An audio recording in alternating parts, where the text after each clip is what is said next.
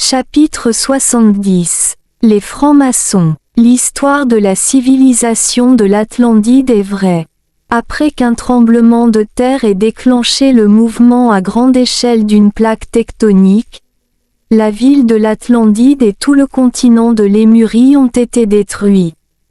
Ils ont été renversés et ont sombré sous l'océan.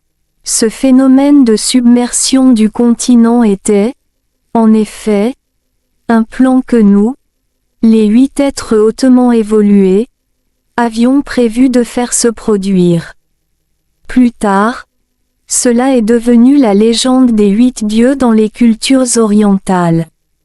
À cette époque, la conscience humaine avait décliné au niveau le plus bas, similaire à la situation actuelle dans votre monde.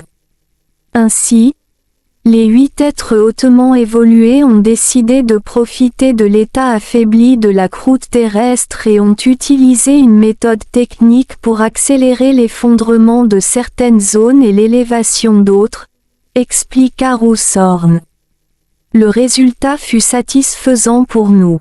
La métropole de Vlad, Atlantis, a sombré et beaucoup de gens sont morts, mais Vlad a survécu. Il a réussi à évacuer un groupe d'aristocrates, de philosophes et sa famille, y compris des milliers de ses descendants. Il a déménagé et s'est réinstallé à l'est de son emplacement d'origine, ce que vous appeliez la Mésopotamie à l'époque, et ce que l'on appelle l'Europe aujourd'hui. Dans sa tentative de surveiller de près nos opérations et de nous obstruer davantage, Vlad, au lieu d'agir seul, a créé une organisation secrète dans votre monde pour influencer des rôles importants dans divers secteurs de la politique, du gouvernement, de la finance, de la banque et de l'armée. Tous ces secteurs sont depuis sous l'influence de ses héritiers. Le groupe secret de Vlad avait pour objectif de transmettre les connaissances de ses compétences spéciales, qu'ils ont transmises de génération en génération. Il a appelé son organisation, les francs-maçons, comme « maison » ou « mansion », qui signifie « maison » dans la plupart des langues européennes. Par ce geste, il voulait démontrer qu'il était toujours le maître du monde et qu'il était libre de notre contrôle, ou, pour le dire autrement, du contrôle de Dieu. Depuis que Vlad a commencé sa vie dans votre monde, il n'a créé que chaos, et grâce à sa clé immortelle, il est encore vivant aujourd'hui. Mais la mauvaise qualité de l'environnement et la faible puissance magnétique de la planète ont affecté sa capacité à maintenir la vie éternellement. Son corps physique a été gravement affecté et presque paralysé. Bien que son corps ait encore un peu de chair et de peau, il s'est détérioré à l'état de cadavre, mais son esprit et son âme sont toujours vivants. La seule façon pour lui de rajeunir son corps est de se nourrir de sang frais d'animaux ou d'humains, ce qui lui fournit des cellules vivantes qui boostent temporairement son corps.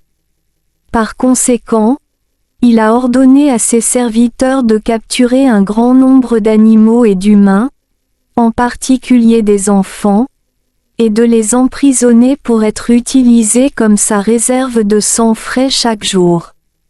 Les animaux et les humains morts sont ensuite brûlés dans la cheminée de son château. L'histoire de Vlad a été gardée secrète, et son existence et sa localisation restent encore un mystère. Après la chute de l'Atlantide, il semblait que le plan de Vlad avait échoué, mais ce n'était pas le cas. Les descendants de Vlad étaient intelligents et très puissants, et ils ont juré de poursuivre leurs opérations. C'est pourquoi il était impératif pour nous de nous rendre dans votre monde. Nous devions fréquemment déployer davantage de troupes en renfort et explorer et localiser davantage de zones pour construire de nouveaux portails. Avec ces nouveaux portails, Des troupes et des ressources supplémentaires pouvaient désormais être déployées tous les 10 ans. Comme je l'ai mentionné plus tôt, un total de 360 portails ont été construits. Parfois, nous devons nous rendre sur Gaïa plus souvent, comme, par exemple, ce mois-ci. Lorsque cela devient nécessaire, nous ouvrons 2 portails en même temps.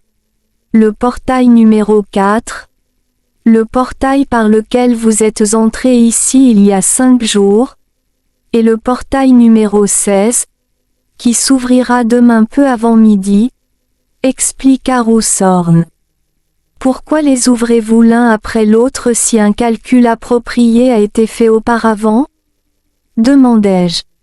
Bonne question, et vous avez raison.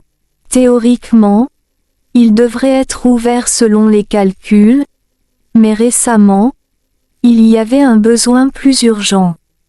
Lorsque nous construisions le portail numéro 15 pour soutenir les voyages au cours des 110 prochaines années, après le départ d'un groupe du portail numéro 4, nous avons reçu un message de Gaïa nous avertissant que la conscience humaine déclinait dramatiquement.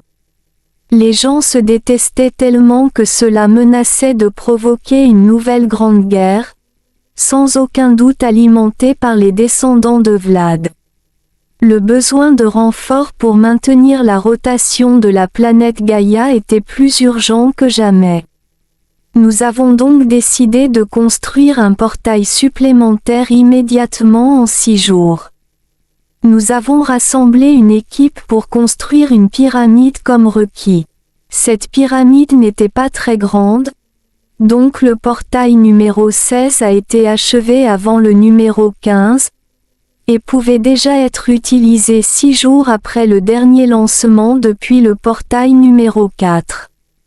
Après cela, nous avons continué à construire d'autres pyramides jusqu'à ce que nous ayons complété 360 portails. Actuellement, les descendants de Vlad ont réussi à infiltrer la société de ceux qui contrôlent l'économie de votre monde, ainsi que la plus grande organisation religieuse. Vous avez peut-être entendu parler d'eux, n'est-ce pas? Demanda Roughthorn. Vous voulez dire si j'ai entendu parler de cette organisation secrète? Demandai-je pour clarifier ce qu'il me demandait. Oui, vous m'avez bien entendu la première fois, dit Roughthorn solennellement.